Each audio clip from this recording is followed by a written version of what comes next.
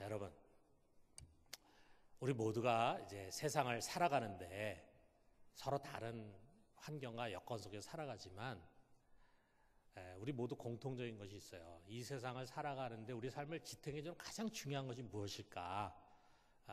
이것을 우리가 생각해 보면은요, 믿음이라는 단어가 떠오르게 됩니다. 우리 믿음이 없이는 살 수가 없습니다. 우리가 믿음 없이는 영생을 얻을 수도 없지만 믿음이 없이는 세상을 살 수가 없어요. 안 믿는 사람들도 믿음이 없이는 이 세상을 살아가지 못합니다. 여러분, 우리가 만약에 아무것도 믿을 수 없는 상황에 한번 처한다고 생각을 해봐요. 언제 포탄이 떨어질지 모르는 그런 시리아 내전이라든지 또는 우리 교회가 연초에 해외 봉사로 갔던 로힝야 난민촌 그 한가운데서 만약 여러분이 산다고 한번 생각해 보십시오. 그 누구도 그 무엇도 믿을 수도 없고 믿어서도 안 돼요. 마시는 물에 병균이 들어있을 수도 있고 먹는 음식에 독이 들어있을 수도 있어요. 그야말로 약육강식의 그런 사회입니다. 아무도 나를 지켜줄 자가 없어요. 자, 그럼 우리가 어떻게 살 수 있겠습니까? 그야말로 매일매일 바늘방석 위에서 사는 것과 같은 거죠. 자, 우리가 거꾸로 생각해 보면은 우리에게 평안 중에 살아가는 것은요, 우리가 믿는 것, 믿을 것이 많이 있기 때문입니다. 우리가 의식을 못해서 그렇지 사실은 우리가 우리서 굉장한 믿음을 가지고 살아가고 있는 거예요. 우리 자녀들은 부모를 믿기 때문에 안심하고 뛰어놉니다. 남편은 아내를 믿고 아내는 남편을 믿잖아요. 아내가 집안을 잘 가꾸고 애들 다 교육시킨다는 걸 믿기 때문에 남편이 안심하고 밖에 나가서 열심히 경제활동 하잖아요. 또 남편이 한눈 팔지 않고 정말 가정의 책임을 가지고 땀 흘리면서 일한다라고 하는 것을 알기 때문에 남편을 밖에 내보내고 아내가 안심하고 있지 않습니까? 그래서 가정이 든든하게 세워지잖아요. 만약에 서로 의심한다고 생각해 보세요, 여러분. 어떻게 행복할 수 있겠습니까? 여러분, 우리가 평범한 일이지만 도로 위에 우리가 이제 자동차를 운전하는데 서로가 교통 신호등을 잘 지킬 것이다 이 믿기 때문에 우리가 파란불이 왔을 때 안심하고 달려가지 않습니까? 근데 여러분, 동남아시아라든지 후진국에 가서는 그렇게 믿고 운전하다가 큰일 날 수가 있습니다. 신호등을 잘 안 지키는 사람들이 많거든요. 자, 군대가 국방을 지키고 또 공권력이 치안을 지켜줄 것을 믿기 때문에 우리가 안정감을 가지고 살아가는 거죠. 입시나 취업 시험이 공정하고 재판이 공의로워서 사회적인 신뢰가 높은 사회라면, 서로가 서로를 믿을 수 있는 사회라면은 더욱 안심하고 살 것입니다. 믿음이 참 중요합니다. 물론 종종 세상에서 우리가 그 믿음 때문에 때로 배신도 당하고 어려움도 겪기도 하고 또 그야말로 썩은 동아줄을 믿고 그것을 붙들고 있다가 낭패를 겪기도 하죠. 자, 우리 믿음의 대상이처럼 불완전합니다. 그러다 할지라도 누군가를 믿고 의지하는 것이 우리 삶을 지탱해주는 중요한 요소예요. 자, 근데 이제 우리 필요한 것은 그 믿음의 대상을 완전한 것, 영원한 것으로 옮겨야 된다.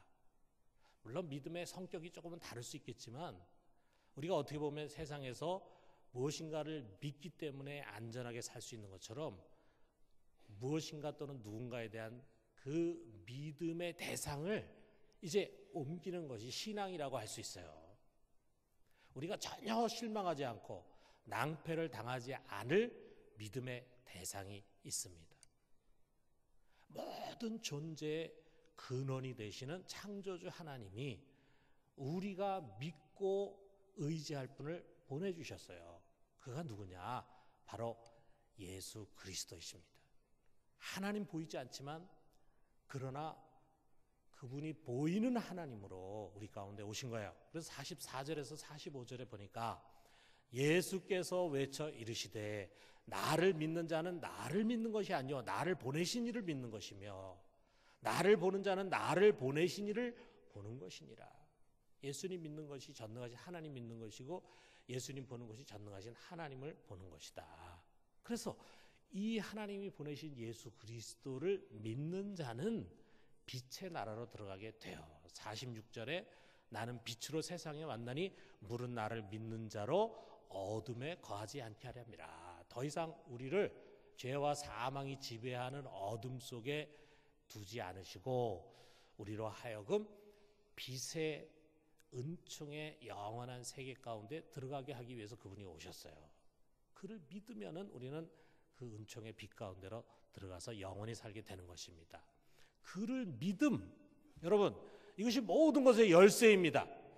예수님 말씀하셨어요. 마태복음 9장 22절에 내 믿음이 너를 구원하였다. 그렇습니다. 여러분 우리를 구원하는 것은 다른 무엇이 아니라 믿음입니다.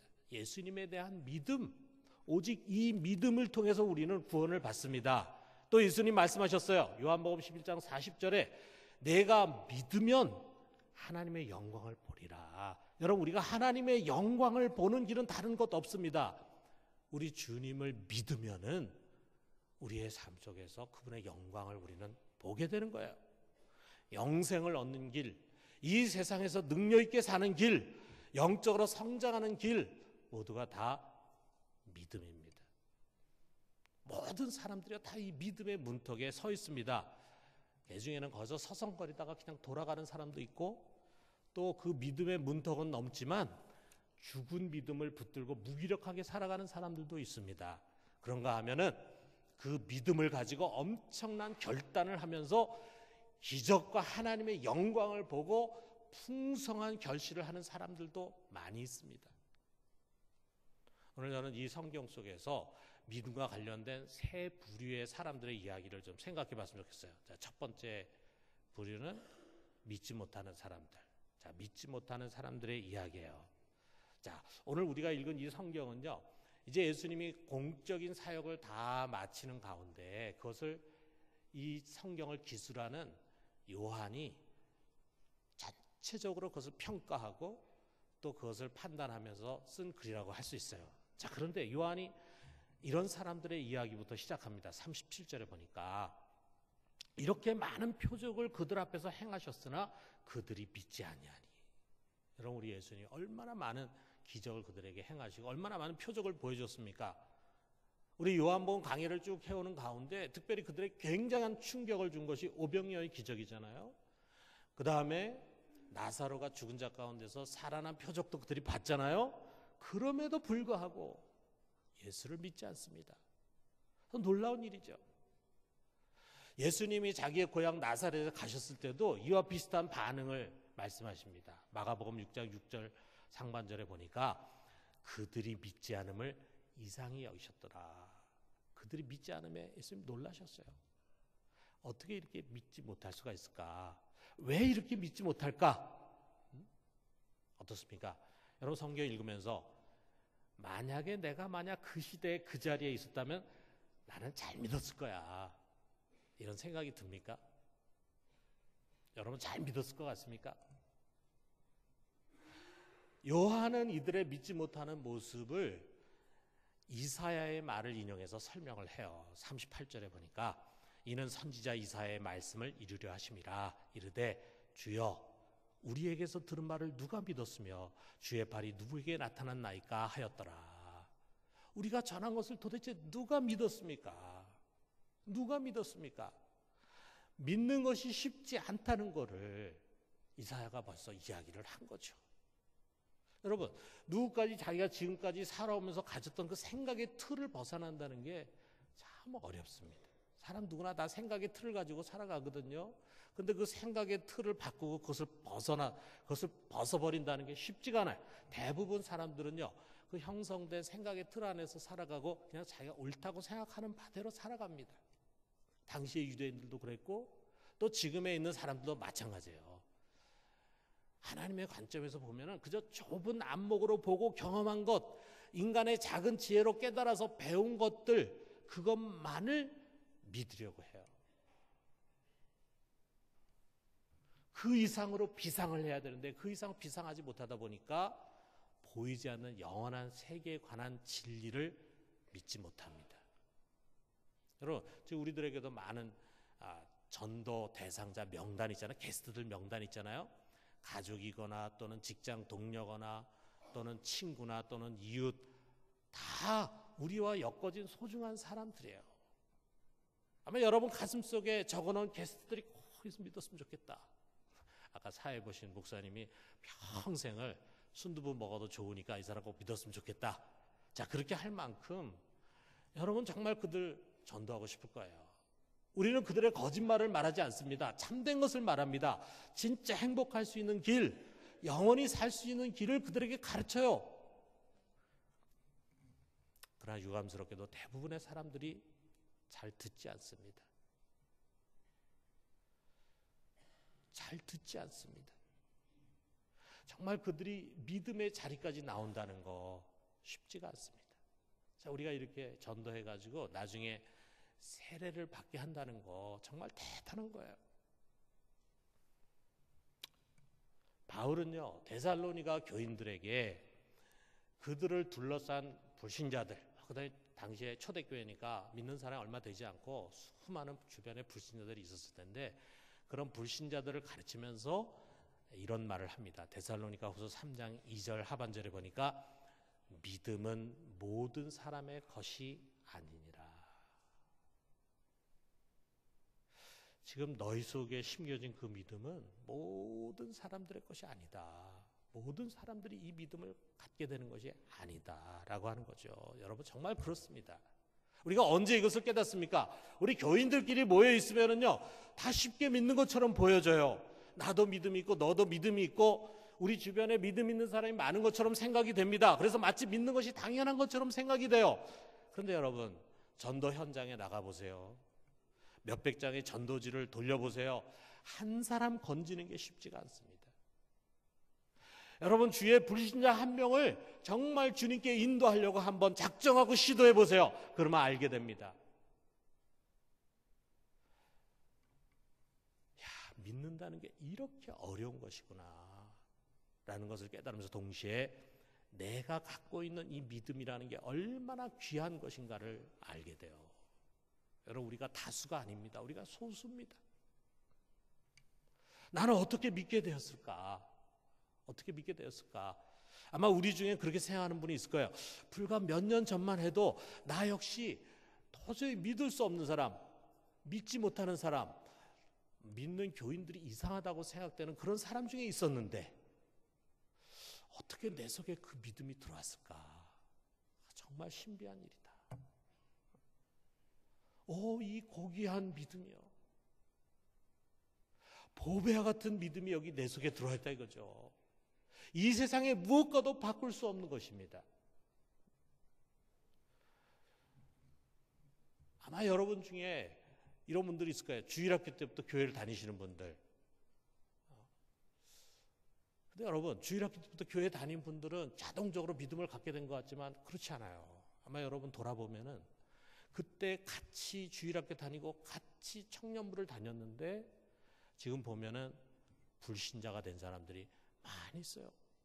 그때 그 신앙을 계속 이어가고 있는 사람이 그렇게 많지가 않아요. 그런데 나는 그 믿음을 계속 갖고 이 자리까지 왔다 이거죠. 아마 여기 앉아서 믿음을 갖고 있는 분들은요, 자기 재산을 다 잃어버린 일이 있어도 절대로 이 믿음 포기하지 않을 겁니다. 그렇게 하실 분 한번 아멘 해보세요. 여러분이 갖고 있는 것 중에 가장 보배로운 게 뭐냐고 누가 묻는다면은 여러분 아마 서슴지 않고 얘기할 것입니다. 나를 영원한 길로 인도할 이 믿음, 예수님에 대한 믿음. 여러분, 이 믿음을 주신 우리 하나님께 영광과 존귀를 올려드립시다. 이 믿음보다 귀한 것 없습니다. 때로는 우리가 세상 살아가면서 회의에 사로잡히기도 하고 굴곡이 있기도 하지만 여러분, 마지막 우리가 세상에서 숨을 거둘 때 가져갈 거 아무것도 없습니다. 그때는 오직 하나, 만세반석 대신 그분 붙드는 믿음, 그게 우리를 살리는 거예요. 자, 그런데 여러분, 우리가 아까 성경을 읽었지만 여기서 우리가 좀 정확하게 이해하고 넘어가야 할 성경 구절이 있어요. 자, 여기 지금 요한은요, 유대인들이 능히 믿지 못하는 그 이유를 또다시 이사야의 예언에서 이제 찾고 있어요. 39절에서 40절 보니까 그들이 능히 믿지 못한 것은 이 때문이니 곧 이사야가 다시 일렀을 때 그들의 눈을 멀게 하시고 그들의 마음을 완고하게 하셨으니 이는 그들로 하여금 눈으로 보고 마음으로 깨닫고 돌이켜 내게 고침을 받지 못하게 하려 함이라 하였습니다라 그랬어요. 저는 참 이 구절이 너무 이해가 안 되더라고요. 예수님이 요 말씀을 또 마태복음 13장 13절에서 14절에 똑같이 인용하시는데 거기서는 예수님이 직접 가르치지 않고 비유를 통해서 가르치는 이유를 얘기합니다. 그들로 하여금 믿지 못하게 하기 위해서 이 비유로 가르치는 것이다 라고 설명하는 거예요. 자, 하나님이 유대인들의 눈을 멀게 하고 마음을 완고하게 해가지고 되도록 믿지 못하게 하셨다. 한편으로는 믿기를 바라면서 왜 믿지 못하느냐, 믿지 않는 것에 대해서 놀라시면서 다른 한편으로는 믿지 못하도록 하는 이 모순, 자, 우리가 이거를 어떻게 이해할 수 있겠는가?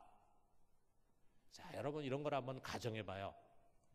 만약에 그 당시에 유대인들이 마음밭이 너무 좋아가지고 예수님이 하는 가르침을 다 그대로 아멘하고 받고 예수님이 보여주는 다양한 이적과 표적을 통해서 이분이야말로 우리가 기다리는 메시아다라고 하는 것을 모든 유대인 백성들이 다 아멘하고 받아들였다면 어떤 결과가 됐겠습니까? 뭐 그들은 예수님을 절대로 죽이지 않았겠죠.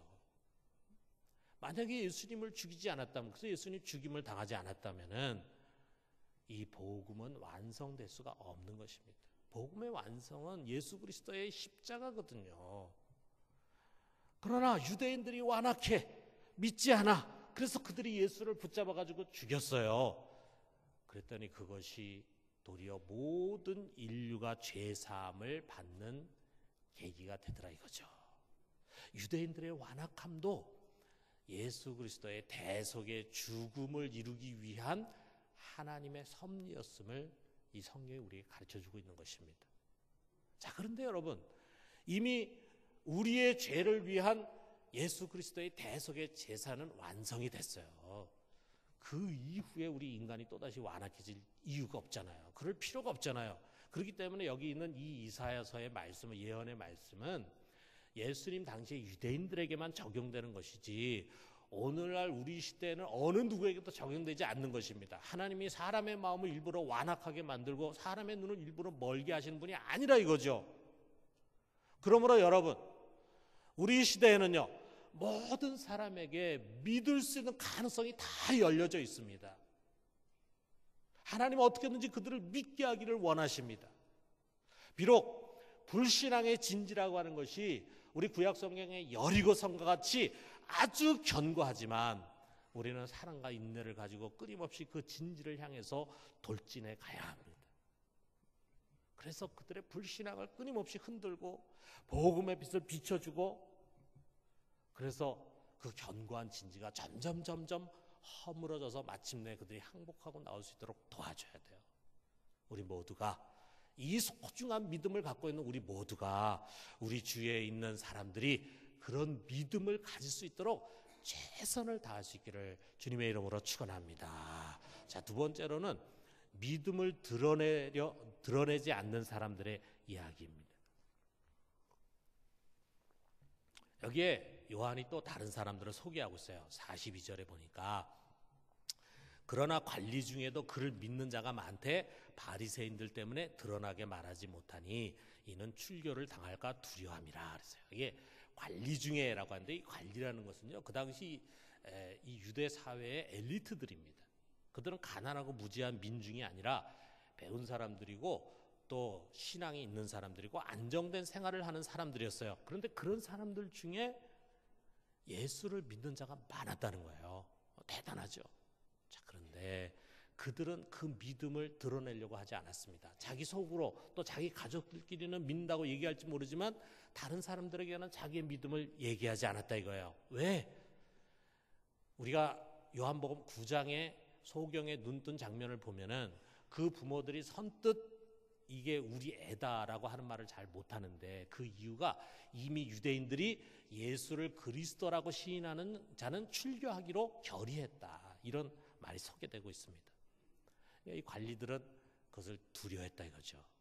거기에 대해서 요한은 이렇게 날카롭게, 한편으로 우리는 이해가 되는 것 같은데 요한은 날카롭게 해석을 했습니다. 43절에 보니까, 자, 우리 같이 한번 읽어봅시다. 시작. 그들은 사람의 영광을 하나님의 영광보다 더 사랑하였더라. 그들에게는 사람의 영광이 중요했다 이거예요. 자신들이 지금 세상에서 누리는 좋은 지위와 안정된 삶이 중요해. 믿긴 믿지만 거기에 목숨을 걸고 싶지 않은 거예요. 믿음으로 인해서 사람들로부터 손해를 보고 불편을 겪고 어려움 겪는 것은 감당할 수 없다. 그렇기 때문에 자신들의 믿음을 숨기고 하나님으로부터 오는 영광을 포기한 것입니다. 그리고 오늘날 세계를 보면은요, 박해받는 지역이 있고 또 신앙이 자유로운 그런 나라가 있어요. 그런데 박해받는 지역보다도 오히려 신앙이 자유로운 나라에 이런 사람들이 많습니다. 제가 얼마 전에 다녀온 우리 오국 같은 데서 보면은 거기서는 그리스도인이 된다는 것, 교회 예배드리기 위해서 나간다는 것, 그것은요 목숨을 내건 결단이에요. 많은 불편을 겪어야 되고, 때로는 왕따를 당하고, 때로는 가난조차 감수하겠다고 하는 각오가 그들의 신앙 속에 담겨져 있어요. 그러나 우리는 어떻습니까? 교인은 많지만, 주일마다 교회 예배당에 가득가득 교인들이 차지만 진짜 믿음을 만나기가 쉽지 않다 이거예요. 진짜 믿음. 어느 날 같은 직장 동료가 교회를 다니고 있다는 사실을 우연히 알게 됐을 때 깜짝 놀랍니다. 그는 한 번도 자기 교인 티를 내질 않았어요. 교인처럼 살지도 않았어요. 그의 입에서 예수를 믿으라고 하는 말도 나오지 않는 것이 당연한 일입니다. 그가 오랜 세월을 교회를 다녔어요. 그것은 그 속에 믿음이 있어서일 것입니다. 그러나 그 믿음은 아주 약한 믿음입니다. 세상과는 구별되는 신앙적인 가치를 형성하거나 그리고 그 신앙적인 가치를 쫓아서 살아가는 행위로 이어지지 않는, 우리 야고보의 표현에 의하면 그야말로 죽은 믿음 같은 믿음을 갖고 있는 사람이에요. 교인이라는 사실이 알려질 때 이런저런 불편함이 생기는데 그걸 감수하기 싫다 이거죠.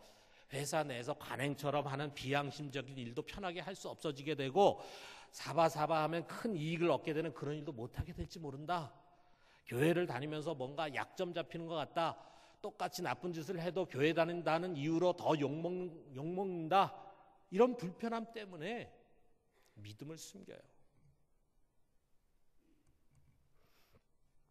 저는 우리 교인 중에 어떤 분이 아주 높은 공직에 취임하는 자리에서 취임사를 하는데, 거기서 제일 먼저 자기 자신이 그리스도인임을 스스럼 없이 밝히는 것을 들으면서 아주 흐뭇했어요. 나는 그리스도인입니다. 나는 교회 집사입니다.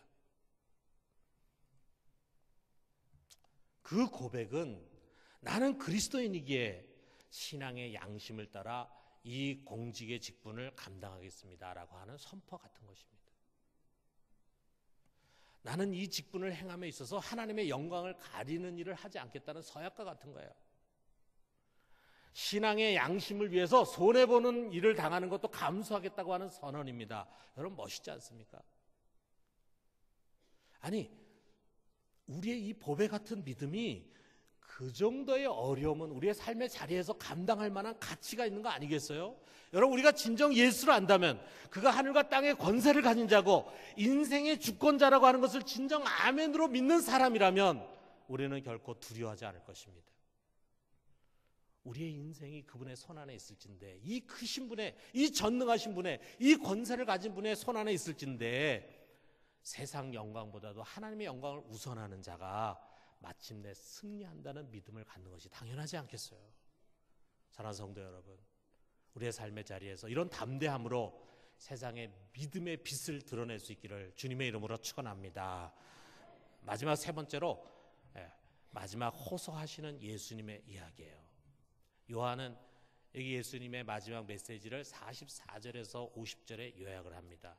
예수님 말씀하세요. 나는 세상을 심판하러 온 것이 아니라 구원하러 왔다. 그러나 나를 믿지 않는 자가 심판을 받을 것이다.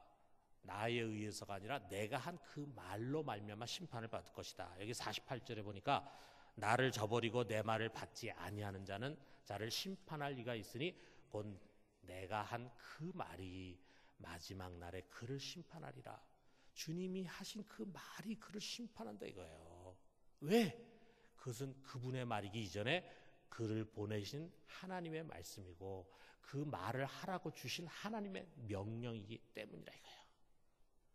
명령이다. 이건 하나님의 명령이다. 그러면서 그는 하나님의 명령의 권위가 무엇인가를 말씀합니다. 그 자체가 영생이라 이거죠. 50절에 나는 그의 명령이 영생인 줄 아노라. 그렇기 때문에 그것을 믿지 않고 저버리는 자는 곧 영생을 저버리는 것이고 죽음의 심판을 자체하는 것이라 이거예요. 나중에 우리가 심판받을 때 다른 거 가지고 심판받는 것이 아니라 이미 이 세상에서 내가 하나님이 주신 말씀을 내가 영접하고 붙들고 믿고 순종했느냐 그것에 따라서 심판을 받는다는 거예요. 여러분 이거보다 분명한 말씀이 있겠습니까? 여러분 교회에서 우리가 듣는 말씀, 성경을 읽으면서 우리가 듣는 말씀은요 세상의 말과 같은 것이 아닙니다. 여러분 설교자가 전하는 말씀이 진정 하나님의 기록된 말씀과 상치되지 않는 하나님의 말씀일진데 그것은 졸거나 또는 팔짱을 끼고 딴 생각하면서 들을 수 있는 말씀이 아닙니다. 내 상식에 맞는 것은 담고 맞지 않는 것은 내버릴 그런 말씀이 아닙니다. 내가 들은 그 말씀이 훗날에 나를 심판하고 정죄할 것임을 여러분 명심해야 합니다. 내가 분명히 너에게 그것을 명하였거늘 왜 너는 불순종했는가? 내가 너에게 그것을 분명히 선포했거늘 왜 너는 그것을 믿지 아니하였는가? 하나님 우리에게 주신 말씀이 우리를 마지막에 심판할 것이라고 말씀합니다. 여러분 하나님 명령이 곧 생명입니다. 내가 그 명령을 받고 그 권위를 두려워하여 순종할 때 그 생명이 내 속에서 점점 더 자라고 풍성해져서 영혼을 위한 결실을 하게 되는 것입니다. 여러분 말씀 맺겠어요. 제가 옛날에 고등학교 때 같아요. 본 영화가 있는데 포세이돈 어드벤처라는 영화가 있어요. 아마 여러분 중에 보신 분 있을 거예요. 타이타닉하고 좀 비슷한 건데 이 뉴욕에서 유럽으로 가는 큰 유람선입니다. 포세이돈이라고 하는 이름하는 이 큰 배가 갑자기 해저 지진을 만나가지고 뒤집혀지게 돼요. 타이타닉은 빙하를 하고 부딪혀가지고 이제 나중에 침몰하지만 이거는 한순간에 확 배가 뒤집어졌습니다. 그래가지고 사람들이 막 거꾸로 매달리고 떨어지고 다치고 죽고 합니다. 근데 이때 스콧이라고 하는 목사가 거기에 타고 있었는데 이 사람이 똑똑한 사람이에요. 이 사람이 살 수 있는 길을 이야기하는 거예요. 자, 배가 뒤집혀졌다. 그러니까 살려고 하면은 우리는 배 밑창으로 배 아래쪽으로 올라가면 된다. 올라가야지만 수면 밖으로 나갈 수가 있다. 그래가지고 그의 말을 믿고 그를 따라서 그 길로 간 6명의 승객만 나중에 구조가 되고 나머지 그 배에 탔던 모든 승객들은 다 죽게 된다는 그런 영화입니다. 가장 제가 이제 기억에 남는 장면이 있는데요. 자, 이 스콧 목사 일행이 이제 배 그 밑바닥을 향해서 쫙 가는데 가다가 정반대 방향으로 가는 일행을 만나게 돼요. 어느 신부님이 나이 드신 신부님이 인도하는 일행을 만납니다. 자, 그러니까 그들을 붙들고 스콧 목사가 그리로 가면은 죽습니다. 그건 반대로 가는 길입니다. 이리로 가야 합니다. 하고 이야기를 하는데 그들이 자기 길을 고집해. 그리고 조금 뒤에 거대한 수마가 덮치면서 그들 모두가 다 몰살당하는 장면이 나옵니다. 여러분, 오늘날 수많은 사람들이 자기의 길을 가고 있어요. 우리는 압니다. 그 길은 멸망의 길이라는 것을 압니다. 믿지 않는 남편이 가는 길, 믿지 않는 부모와 자녀가 가는 길, 믿지 않는 친구와 이웃이 가는 길, 멸망의 길입니다. 우리가 사는 길은 오직 하나예요. 예수 그리스도를 믿는 것. 예수 그리스도를 믿어야지만 우리가 살 수 있어요. 우리는 이것을 말해줘야 할 의무가 있습니다. 믿는 자와 믿지 않는 자가 갈라서게 될 영원한 운명의 시간을 우리가 정말 믿는다면 우리의 양심은 가만히 있지 못할 것입니다. 여러분, 예수님은 귀를 막고 마음을 닫은 사람들을 향해서 외쳤습니다. 그런 것처럼 우리도 외쳐야 합니다. 권해야 합니다. 두드려야 합니다. 기도해야 합니다. 눈물로 호소해야 합니다. 사랑하는 성도 여러분, 여러분 속에는 이상의 무엇과도 바꿀 수 없는 소중한 믿음이 심겨져 있습니다. 여러분, 이 고귀한 믿음 우리만 가져서는 안 됩니다. 우리 세상에 이것을 나눠주는 그런 전도자들이 될 수 있기를 주님의 이름으로 축원합니다.